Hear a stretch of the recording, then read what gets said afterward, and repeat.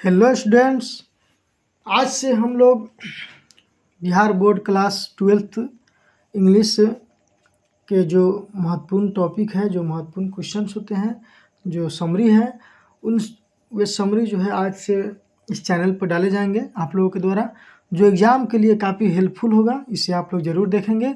और सबसे पहले आप नए हैं तो मेरे चैनल को सब्सक्राइब ज़रूर कर दीजिएगा, क्योंकि जितने भी टॉपिक, जितने भी वीवीआई क्वेश्चन हैं जो बोर्ड एग्ज़ाम के लिए महत्वपूर्ण है, वे सभी क्वेश्चन इस चैनल पर डाले जाएंगे, जिसका नोटिफिकेशन सबसे पहले आप तक पहुंच जाएगा। तो सबसे पहले आप लोग चैनल को सब्सक्राइब और बेल आइकन को जो है ज़रूर दबा दीजिएगा, ठीक है। तो चलिए, सबसे पहले हम राइटर का जो नाम होता है, जो चैप्टर है उसका जो राइटर होता है, उन सभी को याद रखेंगे, क्योंकि ये निश्चित रूप से श्योरली 5 नंबर का पूछे जाते हैं। जितने भी राइटर हैं उन सभी राइटर का नाम और चैप्टर का नाम याद रखेंगे, वे 5 नंबर के पूछे जाते हैं, उसको ज़रूर याद कर लेंगे। तो आइए देखते हैं, थोड़ा सा इसे समझ लेते हैं। हमारा प्रोज सेक्शन है। इस प्रोज सेक्शन में देखते हैं, हमारा फर्स्ट चैप्टर है Indian civilisation and culture. Indian civilisation and culture अर्थात भारतीय सभ्यता और संस्कृति। इसको लिखा है महात्मा गांधी ने। महात्मा गांधी के द्वारा यह चैप्टर लिखा गया है, भारतीय सभ्यता और संस्कृति। हमारा दूसरा चैप्टर है Bharat is my home. Bharat मेरा घर है। भारतीय, इसको हिंदी में बोलेंगे Bharat is my home, Bharat मेरा घर है। इसको लिखा है डॉक्टर जाकिर हुसैन ने। डॉक्टर जाकिर हुसैन जो है, अपने जब ये राष्ट्रपति बने थे तो उन्होंने अपने स्पीच में क्या क्या बोला था, उन सभी को इसमें बताया गया है। तो भारत इज माई होम, इसको लिखा है डॉक्टर जाकिर हुसैन ने। तीसरा चैप्टर है ए pinch of snuff. A pinch of snuff अर्थात एक चुटकी स्नफ। स्नफ का मतलब होता है सूंघनी, मतलब सूंघने, तंबाकू हो या कुछ हो गया या खैनी हुआ या कुछ भी, मतलब स्नफ मतलब होता है सूंघनी। ए पिंच ऑफ स्नफ का मतलब है कि एक चुटकी, पिंच मतलब चुटकी होता है, एक चुटकी सूंघनी। इसको लिखा है मनोहर मालुंगकर साहब ने, ठीक है। मनोहर मालुंगकर जो इंडिया के राइटर थे, उन्होंने इसको लिखा है पिंच ऑफ स्नफ को। ये बहुत ही अच्छी कहानी है। चौथा चैप्टर है हमारा आई हैव ए ड्रीम।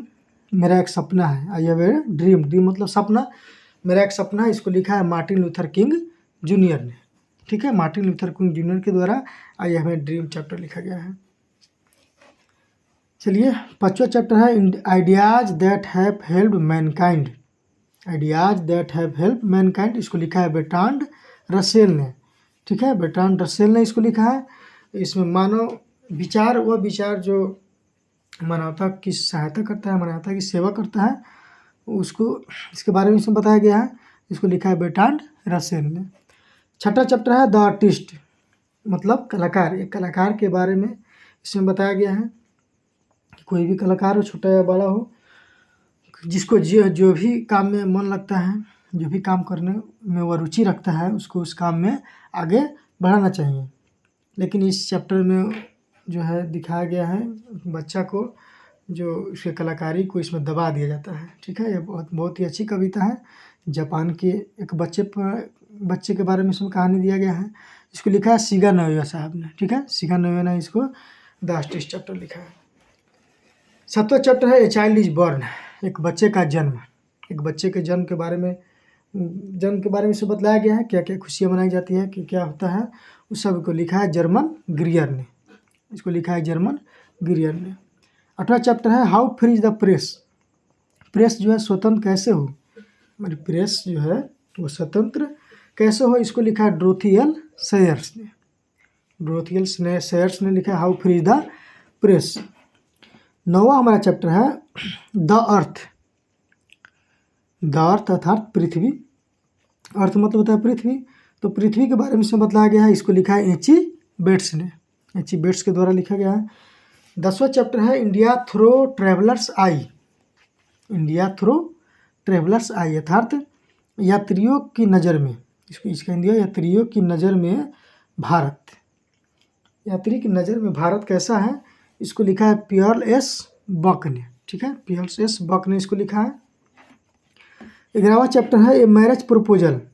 शादी का प्रस्ताव, एक शादी का प्रस्ताव। इसको लिखा है एंटोन चेखोव के द्वारा इसको लिखा गया है मैरिज प्रोपोजल, इसमें एक शादी के प्रस्ताव के बारे में कहानी है यह, ठीक है। इसको एंटोन चेखव के द्वारा लिखा गया है। तो ये 11 चैप्टर, इस प्रोज सेक्शन में 11 चैप्टर हैं, इस सभी को याद कर लेंगे हम। इसके बाद चलेंगे अब पोएट्री में। ये हमारा प्रोज सेक्शन अर्थात गद्य खंड था। अब पोएट्री सेक्शन में चलेंगे। देखिए उसमें कितने राइटर हैं। तो पोएट्री सेक्शन में हमारा पहला चैप्टर है sweetest love I do not go. Sweetest love I do not go, इसको लिखा है जॉन डॉन ने, ठीक है। यह एक प्रेम पर आधारित कविता है, इसमें जिसमें कवि कहते हैं कि sweetest love I do not go, मेरी प्रियतम मेरी प्रिय, मैं तुम्हें छोड़कर नहीं जाऊंगा, ठीक है। जॉन डन का इसमें कवि जो है अपने प्रियतम प्रेमिका को छोड़कर जो है कहीं जा रहे हैं दूसरे जगह, तो उसकी प्रेमिका जो है बहुत ही नाखुश हो जाती है, दुखी हो जाती है। तो उनको वे समझाते हैं, उनको दिलासा दिलाते हैं कि sweetest love I do not go, मेरे प्रियतम मेरी प्रिय, मैं तुम्हें छोड़कर कहीं नहीं जाऊंगा। तो इसको लिखा है जॉन डॉन ने। दूसरा चैप्टर है song of myself. Song of myself अर्थात मेरी आत्मगीत, मेरा आत्मगीत, इसको लिखा है वाल्ट वाइटमैन ने, वाल्ट विटमैन ने इसको लिखा है। तीसरा चैप्टर है now the leaves are falling fast. Now the leaves are falling fast, पतिया जो है तेजी से गिर रही है, अब पतिया तेजी से गिर रही है। इसको लिखा है WH ऑर्डन साहब ने, ठीक है। इसको WH ऑर्डन ने लिखा है। यह एक जीवन पर आधारित कविता है कि किस तरह से हमारा जीवन जो है दिन प्रतिदिन घटते चला जाता है, हमारी जो उम्र जो है दिन प्रतिदिन घटते चली जाती है, इसके बारे में बताया है इसमें।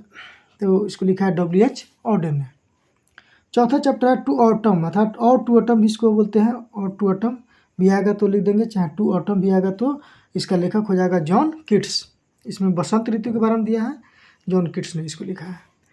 पांचवा चैप्टर है एन इपिटाफ, ठीक है। चैप्टर का नाम है एन इपिटाफ। एन इपिटाफ का मतलब होता है, इसको लिखा है वाल्टर डिलामेयर। एन इपिटाफ का मतलब होता है कि स्मृति, किसी की याद, किसी के स्मृति में लिखा गया है यह चैप्टर है। इसको वाल्टर डिलामेयर साहब ने लिखा है। चलिए छठा चैप्टर है द सोल्जर, अर्थात सैनिक। सोल्जर मतलब सैनिक, एक सैनिक के बारे में इसमें बताया गया है। इसको लिखा है रूपर्ट ब्रूक ने, रूपर्ट ब्रूक साहब ने इसको लिखा है द सोल्जर। सातवां चैप्टर है Macavity. Macavity the mystery cat. Macavity एक बिल्ली का नाम होता है, ठीक है। यह कविता है, इसमें मैकाविटी एक बिल्ली है जो मिस्ट्री कैट है। मिस्ट्री कैट मतलब रहस्यमयी बिल्ली, इसको हम रहस्यमयी बोलते हैं। मिस्ट्री मतलब रहस्यमयी, एक रहस्यमयी बिल्ली पर आधारित यह कविता है, जिसको लिखा है TS इलियट साहब ने, ठीक है। एक रहस्यमयी बिल्ली है जो कभी भी क्राइम कर देती है, कोई भी क्राइम कर देती है, लेकिन कभी वह पकड़ में किसी के हाथों वह पकड़ में नहीं आती है। पुलिस उसको ढूंढते रह जाती है लेकिन वह पकड़ में नहीं आती है। तो इसको लिखा है TS इलियट साहब ने, वह एक रहस्यमयी बिल्ली है। चलिए आठवां चैप्टर है फायर हायमन। फायर हायमन मतलब अग्नि समाधि, अग्नि में समाधि देते हैं, तो अग्नि समाधि है चैप्टर का नाम। उसको लिखा है केकियन दारूवाला ने, ठीक है। केकियन दारूवाला ने फायर हायमन लिखा है। नौवां चैप्टर है स्नेक। स्नेक मतलब क्या होता है, सांप, ये लोग आप जानते होंगे। स्नेक मतलब सांप। इसको लिखा है DH लॉरेंस साहब ने। DH लॉरेंस जब कहीं कविता में बताया गया है कि वे कभी थोड़ा सा अपने पानी पीने के लिए जब अपने रूम से बाहर निकलते हैं तो उनको एक सांप दिखाई देता है, जो उसी जहाँ पानी रखा हुआ है बर्तन, उसी बर्तन के इर्द गिर्द वह सांप रहता है, तो उसी के बारे में लिखते हैं, ठीक है। इस कविता में लिखा है DH लॉरेंस साहब ने। 10वां चैप्टर है my grandmother's house. My grandmother's house, मेरी दादी माँ का घर, ठीक है। इसको लिखा है कमला दास ने, ठीक है। मेरी दादी माँ का घर, कमला दास मतलब जहाँ उनका जन्म हुआ था, तो उस घर को छोड़ करके जब वे दूसरे जगह चले जाते हैं तो उनको वह घर, जो दादी माँ का जो घर है जहाँ उनका जन्म हुआ था, उस घर की उन्हें बहुत याद आती है। तो उसी पर ये कविता लिखे है माई ग्रैंड मदर्स हाउस, ठीक है। इसको कमला दास ने लिखा है। तो चलिए इतना पोएट्री सेक्शन में जो है 10 चैप्टर हैं। इन सभी 10 और प्रोज सेक्शन में जितने भी चैप्टर थे, जो राइटर थे, उन सभी को याद कर लेंगे, या हमेशा इससे जो है क्वेश्चन पूछा जाता है, 5 नंबर इनसे ज़रूर आता है। ठीक है, तो अब नेक्स्ट जो समरी होगा वो सब नेक्स्ट वीडियो में हम डालेंगे। ठीक है, इसे आप देखेंगे और चैनल को सब्सक्राइब ज़रूर कर देंगे। ठीक है, तो थैंक्स, फिर मिलेंगे नेक्स्ट वीडियो में।